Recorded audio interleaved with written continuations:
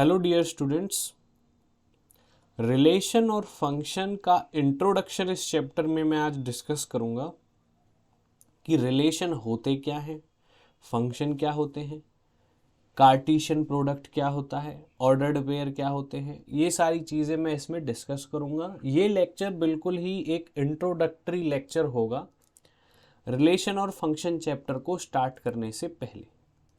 इसमें मैं आपके सारे कॉन्सेप्ट्स क्लियर कर दूंगा कि डेफिनेशंस वगैरह कि रिलेशन और फंक्शन होता क्या है, तभी आप इनसे रिलेटेड और जो कॉम्प्लेक्स कॉन्सेप्ट्स हैं उसको समझ पाएंगे और क्वेश्चंस को सॉल्व कर पाएंगे। ये लेक्चर सभी स्टूडेंट्स के लिए इम्पोर्टेंट है, चाहे वो जेई की तैयारी कर रहा है, आईआईटी जेई की, या फिर वो अपने बोर्ड एग्जाम्स की प्रिपरेशन कर रहा है। ये सभी के लिए इम्पोर्टेंट है, चाहे कोई बच्चा एनडीए की प्रिपरेशन कर रहा है। तो रिलेशन और फंक्शन जिस जिस एग्ज़ाम में पूछा जाता है उनके लिए ये लेक्चर बहुत ज़्यादा यूज़फुल रहने वाला है। चलिए देख लेते हैं सबसे पहले हम क्या चीज़ सीखेंगे इसमें।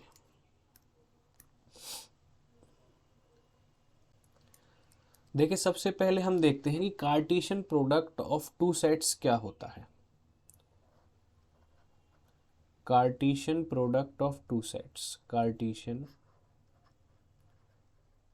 Product of two sets. देखिए, सबसे पहले सबसे इंपॉर्टेंट जो चीज़ है, टू सेट्स की मैं बात कर रहा हूँ यहाँ पे। अब कोई भी दो सेट हो सकते हैं, वो है ना, कोई भी दो सेट्स आप ले सकते हो। मैं ले लेता हूँ सेट ए एंड बी, ठीक है। ए एंड बी सेट की मैं बात कर रहा हूँ। कार्टेशियन प्रोडक्ट को रिप्रेजेंट कैसे करते हैं दो सेट्स के बीच में? प्रोडक्ट की बात कर रहे हैं तो इनको मल्टीप्लाई करके ही लिखते हैं, ऐसे आप याद कर सकते हो। तो ए और बी का जो कार्टेशियन प्रोडक्ट होगा उसको हम रिप्रेजेंट कैसे करेंगे? उसको हम रिप्रेजेंट करेंगे ए क्रॉस बी से, ठीक है। अब देखो, दो सेट्स की बात कर रहा है, दो सेट्स क्या हैं? ए एंड बी, ठीक है। अब मैं यहाँ पे दो सेट्स ले लेता हूँ आपको समझाने के लिए। एक सेट में यहाँ पे ले लेता हूँ, एक सेट में ये ले लेता हूँ। मान के चलो ये सेट है आपका ए और ये सेट है आपका बी। ये हो गया आपका 1 2 3 4। ये हो गया आपका, मान के चलो, ए बी सी। अब देखो, जो ये मैं डिफाइन कर रहा हूं, ए क्रॉस बी लिखा है। ए क्रॉस बी का मतलब है फ्रॉम ए टू बी। मैं यहां पे भी लिख देता हूं from a to b, from a to b. A to b define कर रहे हैं, मतलब ए से बी की तरफ जाएंगे। अब कार्टेशियन प्रोडक्ट में वो सारे ऑर्डर्ड पेयर आएंगे जो ए से बी में बन सकते हैं। जैसे 1 है, अब 1 का रिलेशन किस किस के साथ, या 1 का जो पेयर है वो किस किस के, रिलेशन छोड़ दो, रिलेशन तो मैं वर्ड ही नहीं बोलूंगा, जब रिलेशन इंट्रोड्यूस कर दूंगा तब बोलेंगे। तो 1 का पेयर किसके साथ बन सकता है? एक एलिमेंट हम सेट ए में से लेंगे, दूसरा एलिमेंट हम सेट बी में से लेंगे। अब 1 है, 1 का किसके साथ बना सकता हूं मैं? 1 का किस किस के साथ पॉसिबल हो सकता है? ये देखिए, 1 का किसके साथ? 1 ए, 1 का बी के साथ, 1 का सी के साथ। मतलब एक एलिमेंट ए में से उठा लो और बी के सारे एलिमेंट्स के साथ उसका पेयर बना दो। ऐसे ही अब 2 का बना सकते हैं, 2 बी के साथ, 2 ए के साथ, 2 सी के साथ। आई थिंक आपको पॉइंट समझ में आ गया है। ऐसे ही फिर मैं 3 का बनाऊंगा, फिर ऐसे ही मैं 4 का बनाऊंगा, 4 ए, 4 बी, 4 सी। इसी तरह से मैं बना लूंगा। क्लियर हो गया बात? अब ये जो मेरा सेट बना है, देखिए इसमें कुछ एलिमेंट्स, अब मेरा क्या बन गया? सेट बन गया। एक तरीके से सेट बन गया मेरा दो सेट्स का। और इसमें जो एलिमेंट्स हैं वो क्या है? ऑर्डर्ड पेयर की फॉर्म में हैं। जो एलिमेंट्स हैं यहाँ पे वो कैसे हैं? जो एलिमेंट्स है वो ऑर्डर्ड पेयर की फॉर्म में है। Ordered pair. ऑर्डर्ड पेयर क्यों बोला जाता है? कि जो पहला एलिमेंट है इस पेयर के अंदर, जो पहला ये है 1, ये सेट ए से लिया है, सेकंड वाला बी से लिया है। और इसी फॉर्मेट में मैंने सारे ऑर्डर्ड पेयर लिखे हैं इस कार्टेशियन प्रोडक्ट ए क्रॉस बी के। इसीलिए इसको ऑर्डर्ड पेयर बोला जाता है, कि ऐसा नहीं है कि हम इसको a,1 लिख दें यहाँ पे, क्योंकि हम a टू b डिफाइन कर रहे हैं, तो a का जो एलिमेंट है उसको पहले लिखेंगे, b का जो एलिमेंट है उसको बाद में लिखेंगे। और यही फॉर्मेट मैंने पूरे जितने भी ऑर्डर्ड पेयर्स लिखे हैं उसको लिखने में ये मैंने यूज किया है, इसीलिए इनको ऑर्डर्ड पेयर बोला जाता है।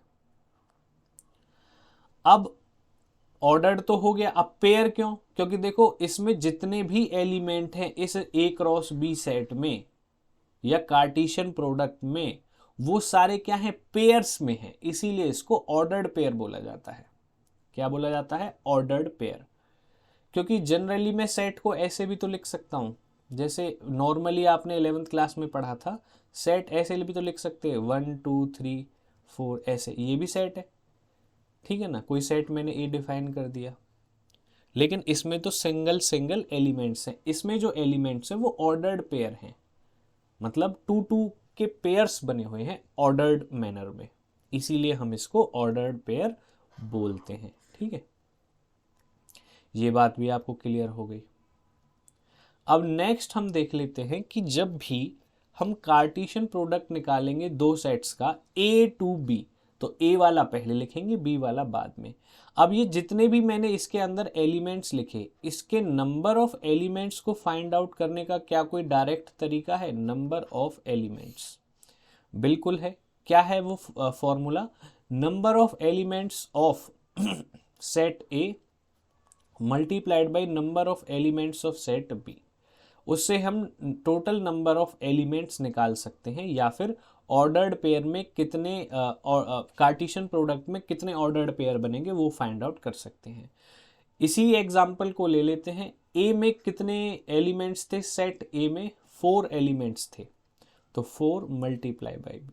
अब बी सेट में कितने एलिमेंट्स हैं? 1 2 3 3, तो 12 ऑर्डर्ड पेयर बनेंगे Cartesian product from a to b में। काउंट भी कर सकते हो, 1 2 3 1 2 3 1 2 3 ही यहाँ पे बनेंगे, 1 2 3 यहाँ पे, तो 3 मल्टीप्लाई बाई 4 12 बन गया। तो नंबर ऑफ एलिमेंट्स आप निकाल सकते हो 12, या फिर नंबर ऑफ ऑर्डर्ड पेयर भी आप कह सकते हो इसको, number of ordered pair, ordered pair in Cartesian product A cross b. अब कार्टेशियन प्रोडक्ट का तो बता दिया मैंने आपको। कार्टेशियन क्यों बोलते हैं? देखो कार्टेशियन प्लेन होता था जिसमें एक्स और वाई लिखते थे हम, x x axis, y y axis. तो इसमें भी तो वही फॉर्मेट इस्तेमाल हो रहा है एक तरीके से। इसको आप एक्स समझो, इसको वाई, इसको एक्स समझो, इसको वाई, इसीलिए कार्टेशियन वर्ड का यहाँ पे यूज किया गया है। एक एलिमेंट हम इसमें से लेते हैं, उसके बाद हम ये एलिमेंट लेते हैं और फिर हम उनकी पेयरिंग कर देते हैं, ठीक है। तो कार्टेशियन प्रोडक्ट को समझना सबसे पहले बहुत ज़्यादा ज़रूरी था। क्लियर हो गया आपको? अब इसके आगे आते हैं, मैं इंट्रोड्यूस करूंगा रिलेशन, कि रिलेशन क्या होता है। अब हम देखेंगे रिलेशन। रिलेशन देखेंगे अब क्या होता है। रिलेशन बेसिकली आपका एक कनेक्शन होता है दो सेट्स के बीच में। Relation, it is a connection, it is a connection between two sets, between two sets। Connection की जगह आप इसको समझ सकते हो एक कंडीशन होती है, और इसको आप समझ सकते हो ये एक फिल्टर होता है। रिलेशन क्या होता है? एक फिल्टर। फिल्टर क्यों होता है? फिल्टर देखो ऐसे होता है, ए टू बी कार्टेशियन प्रोडक्ट में 12 एलिमेंट्स थे, ये हमने कर लिया। लेकिन अगर मैं कोई कंडीशन लगा दूं, कोई एक ऐसी कंडीशन लगा दूं, कोई रेस्ट्रिक्शन लगा दूं या कंडीशन लगा दूं, उस रेस्ट्रिक्शन को जो ऑर्डर्ड पेयर फॉलो करते हैं वो ही रिलेशन बनाएंगे। मतलब इन सारे ऑर्डर्ड पेयर में से कुछ ऑर्डर्ड पेयर फिल्टर होके रिलेशन बनाते हैं। अब फिल्टर्स कौन से होंगे? जो रिलेशन की कंडीशन को फॉलो करेंगे।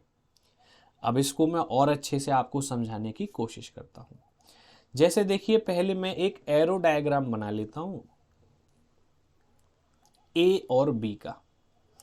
ये देखो, इसमें मैं लिख लेता हूं 1 2 3 4 5 6 7। यहाँ पे लिख लेता हूँ 1 2 3 4 5 6 7 8। कोई भी एग्जाम्पल ले सकते हो, मैं आपको ये एग्जाम्पल लेके बता रहा हूँ। जैसे देखो, ए और बी दो सेट है। अब ए और बी का जो कार्टेशियन प्रोडक्ट होगा, पहले ये बात सुनो, ए क्रॉस बी जो कार्टेशियन प्रोडक्ट होगा उसमें इस तरह से सारे एलिमेंट आएंगे, 1 का 1 के साथ, फिर 1 का 2 के साथ, फिर 1 का 3 के साथ, ऐसे चलते रहेंगे। फिर ऐसे 2 का 1 के साथ, फिर 2 का 2 के साथ, और चलता रहेगा। ऐसे ही लास्ट में करते करते 7 का 1 के साथ, 7 का 2 के साथ, और 7 का 8 के साथ। आई होप ये पॉइंट आपको क्लियर हो गया होगा। कार्टेशियन प्रोडक्ट मैंने पहले भी समझाया। कहने का मतलब इसमें बहुत सारे ऑर्डर्ड पेयर आएंगे इस कार्टेशियन प्रोडक्ट ए क्रॉस बी में। अब इन सारे पेयर्स में से, इन सारे ऑर्डर्ड पेयर में से कुछ फिल्टर हो जाएंगे according to the condition of the relation. और कंडीशन ऑफ द रिलेशन में क्या ले रहा हूं? यहां पे कंडीशन ऑफ द रिलेशन हम ले लेते हैं, यहीं पे लिख लेता हूं A relation B such that A की वैल्यू 2b है। क्या है? 2b। A is equal to 2b। अब इसका मतलब क्या है ये कंडीशन का? सबसे पहले A belongs to set A, B belongs to set B. A set A से कोई एलिमेंट है, बी सेट बी से कोई एलिमेंट है। अब जो भी ऑर्डर्ड पेयर रिलेशन सेट में आएंगे, देखो रिलेशन भी एक सेट है basically. Relation is also a set. Relation set लिख लो आप इसको समझने के लिए, अभी बाद में फिर मैं डायरेक्ट रिलेशन लिखूंगा। रिलेशन सेट को हम आर से रिप्रेजेंट करते हैं, और आर में अब कौन कौन से ऑर्डर्ड पेयर आएंगे से इनमें से निकल के, इन सब में से जो इस कंडीशन को फुलफिल करेंगे, जो इस कंडीशन को फुलफिल करेंगे। देखिए कैसे फुलफिल करते हैं कंडीशन को। बी की वैल्यू, अब देखो ऑर्डर्ड पेयर्स लिखते हैं यहां पे इस तरह से। सबसे पहले ए जो है ए में से आएगा और बी बी सेट में से आएगा, लेकिन यहाँ पे कंडीशन इस तरह से है तो पहले मैं बी लिख लेता हूँ। बी की वैल्यू अगर मैं 1 पुट करता हूँ, बी की वैल्यू अगर मैं 1 पुट करता हूँ, ए की वैल्यू कितनी आ जाएगी? 2। इसी तरह से लिखते चलिए, बी की वैल्यू अगर मैं 2 पुट करता हूं तो ए की वैल्यू कितनी आ जाएगी? 4। अब और आगे चलिए, 3 पुट करता हूं बी की प्लेस पे यहां पे, तो बी की वैल्यू तो 3 ही रहेगी, लेकिन 3 2 जा 6, ए की वैल्यू कितनी आएगी? 6,3। इससे आगे कोई भी मैं पुट नहीं कर पाऊंगा, क्योंकि जैसे ही मैं 4 पे जाऊंगा 4 2 जा 8 हो जाता है, और 8 मेरा इस ए में नहीं है। क्लियर हुई बात?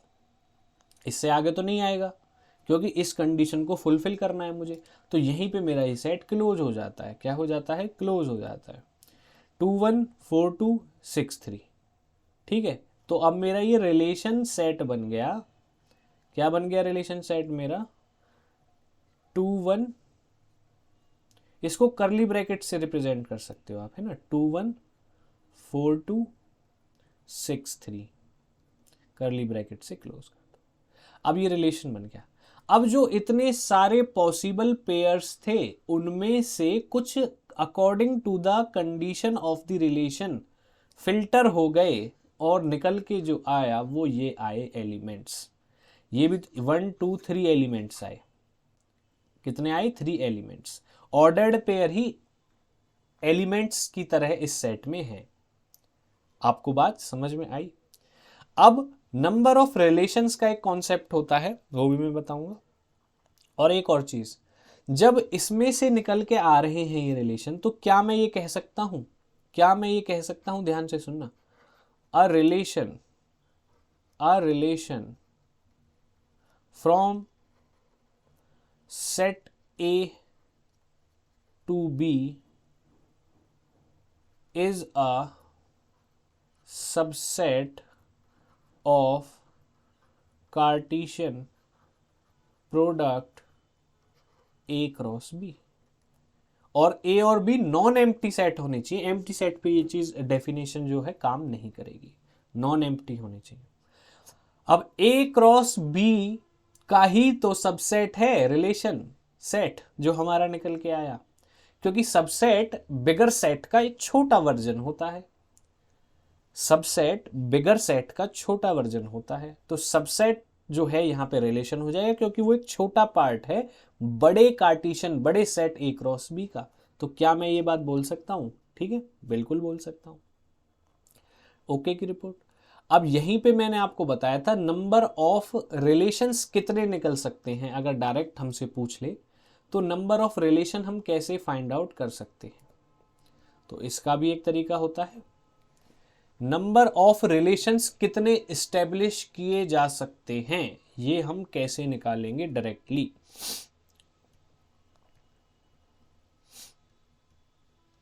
मैं यहां पे लिख देता हूं फॉर्मूला आपका, इसको थोड़ा सा छोटा करके लिख देते हैं, क्या दिक्कत हो गई है ना।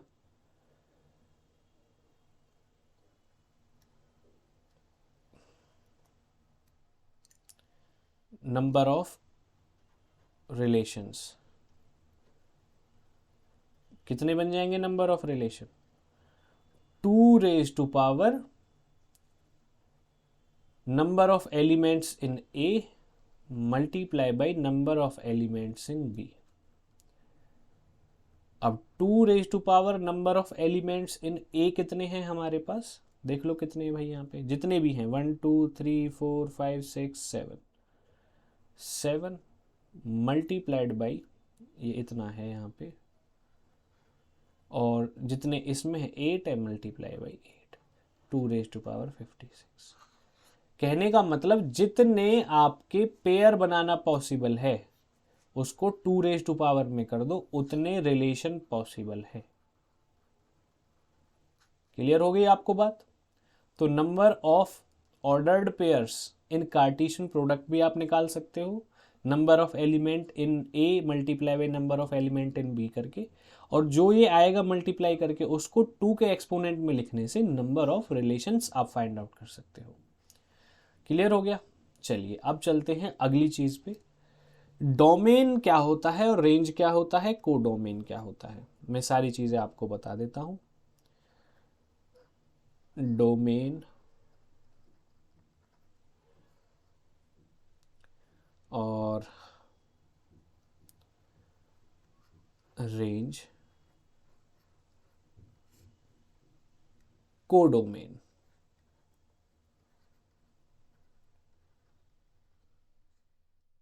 देखो इसको भी मैं एरो डायग्राम की हेल्प से आपको क्लियर करता हूं।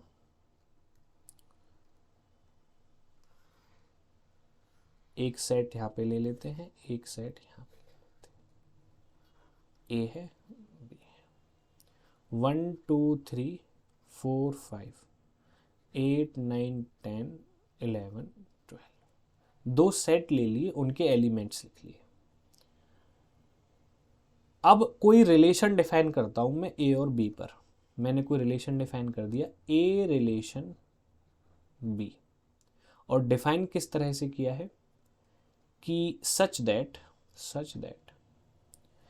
ए जो है एलिमेंट है ए का, ये याद रखना, और बी जो मैं एलिमेंट लूंगा वो सेट बी से लूंगा, such that A is equal to B का, आप ये ले लेते हैं रूट ले लेता हूं, ए इज इक्वल टू या बी इज इक्वल टू ले लेता हूं, चलो लिखने में भी आसानी होगी, कंडीशन तो आप किसी तरह से भी ले सकते हो, B is equal to twice of A. देखो ये बड़ी सुंदर सी मैंने एक रिलेशन एस्टेब्लिश कर दिया, इसको कैपिटल आर से रिप्रेजेंट करते हैं जब भी रिलेशन एस्टेब्लिश करेंगे।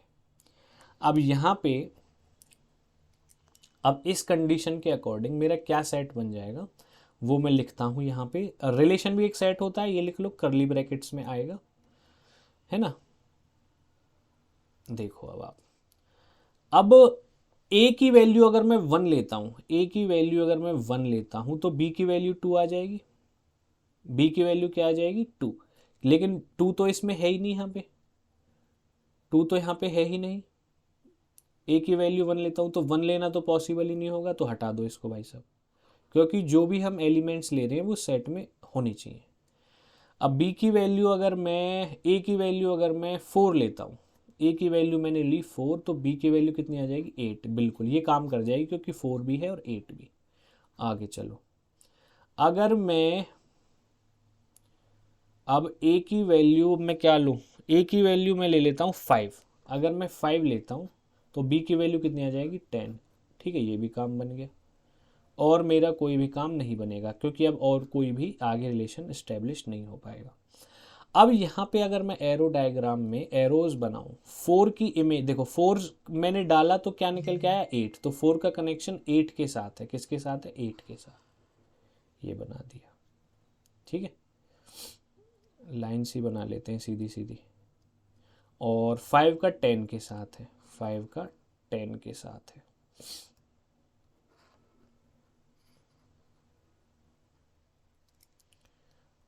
थ्री 4 और ये 5 का 10 के साथ हो गया और 4 का 8 के साथ हो गया। ये बन गया।